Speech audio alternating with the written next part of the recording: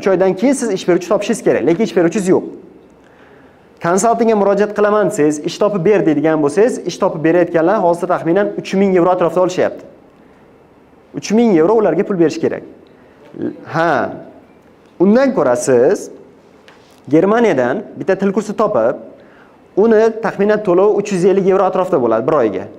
Chunki unda talablari yo'q. Ya'ni viza kurs bo'lish kerak, haftada 18 soat bo'lish kerak degan talablari yo'q.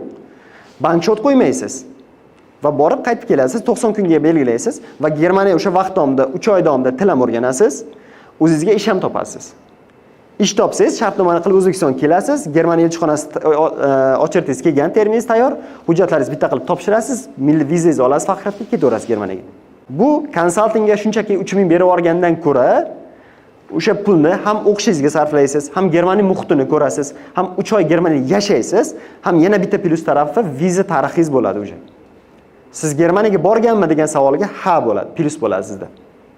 Mana shu variantni men tavsiya qilaman, agar mabodo ish topolmayotgan bo'lsangiz yoki ko'nglingizdagidek ish chiqmayotgan bo'lsa, o'zim borib topaman deydigan bo'lsangiz, xuddi shunaqa 3 oylik til kursini tanlab, o'shanga viza olib ketadigan bo'lsangiz bo'ladi.